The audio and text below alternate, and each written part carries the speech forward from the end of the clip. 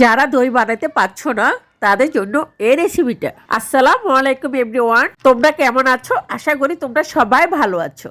রোজার মাসে স্পেশাল ভাবে আমি ক্যারামেল করে মিষ্টি দই বানিয়ে দেখাবো। আত্মা জুড়ানো, প্রাণ জুড়ানো সেই মিষ্টি দই বানিয়ে তোমাদের দেখাবো, আমার সাথেই থাকো।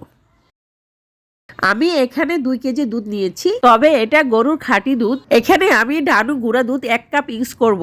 ভালোভাবে আমি মিক্স করে নিব, যাতে দানা দানা যা না থাকে। ভালোভাবে আমি মিক্স করে নিব। তোমরা যদি এখানে বেশি পরিমাণ দুধ নাও তাহলে তোমরা গুঁড়া দুধটা অ্যাড করা লাগবে না, জাল দিয়ে কমিয়ে নিলে হবে। আমি এখানে ক্যারামেল করার জন্য আমি 1/2 কাপ চিনি নিয়েছি। আমি দইয়ের জন্য আর চিনি নিব না। আমি এখানে সম্পূর্ণটা চিনি দিয়েছি, তবে একটু পানি দিয়ে আমি ক্যারামেলটা করে নিব। যখন একটা পর্যায়ে ক্যারামেলটা লাল হয়ে আসবে তখন তোমরা মনে করবে তোমাদের ক্যারামেলটা ঠিকভাবে হয়েছে। আমি তোমাদের এখানে 2টা টিপস দিব। একটা হলো তোমরা ডাইরেক্ট দুধ দিতে যাবে না, আগে পানি দিয়ে ভালো করে নেড়ে চেড়ে তারপরে চুলাটা অফ করে তারপরে দুধগুলো ঢেলে দিবে।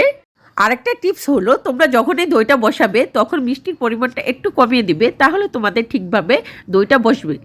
তোমাদের আর কোনো টেনশন থাকবে না, তোমরা ঠিকভাবে দইটা বসাতে পারবে। আমি দুধটা জাল দিয়ে কমিয়ে নিব, তবে আমি বেশি কমাবো না, কারণ আমি গুঁড়া দুধটা এখানে অ্যাড করা আছে। এই তো দুধটা আমার হয়ে গেল। এখন আমি দুধটা ঠান্ডা করার জন্য ওয়েট করব। মিষ্টি দইয়ের বসার জন্য আমি আগে থেকে মিষ্টি দইয়ের বীজটা আমি ছেঁকে রেখে দিয়েছি। এই মিষ্টি দইটা আমার হাতে বানানো, তবে আমি রেখে দিয়েছিলাম। এই মিষ্টি দইয়ের বীজটা দিয়ে আমি আবারও দই বানাবো।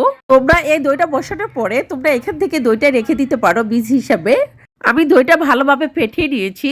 যে হাঁড়িতে আমি দই পাতবো সেই হাঁড়িটা আমি একটু মেখে নিব দই দিয়ে। হাঁড়িটা আমি এক সাইডে রেখে দিব।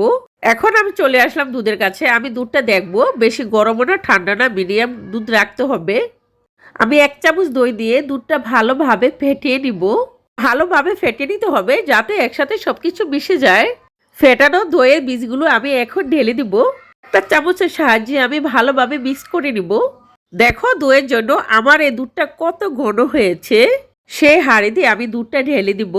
আমি তো মাটির হাঁড়ি নিয়েছি, তোমরা সিলভারের বাটি নিয়ে বসাতে পারো।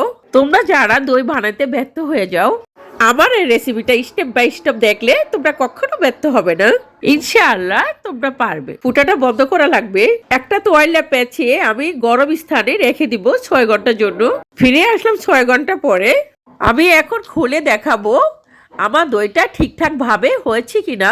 মাশাআল্লাহ, দেখো কাছ থেকে তোমাদেরকে দেখাচ্ছি। দেখো আমার দইটা কতটা সুন্দর ভাবে বসেছে।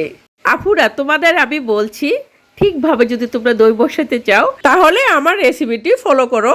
সারাদিন রোজা থেকে যদি আমরা এই দইটা খাই মনটা ভরে যাবে, তাহলে সারা দিনের ক্লান্তিটা দূর হয়ে যাবে। খাবারের পরে যদি আমরা এই দইটা খাই তবে আরো ভালো লাগে। যেহেতু আমরা ইফতারের সময় ভাজা পোড়াটা বেশি খাই তখন তো আরো ভালো লাগে। ফ্রিজে না রেখে আমি তোমাদের কেটে দেখাচ্ছি। ফ্রিজে রাখলে আর একটু ভালো হতো। আজকের মতন এই পর্যন্তই। তোমরা সুস্থ থেকো, ভালো থেকো। আল্লাহ হাফেজ।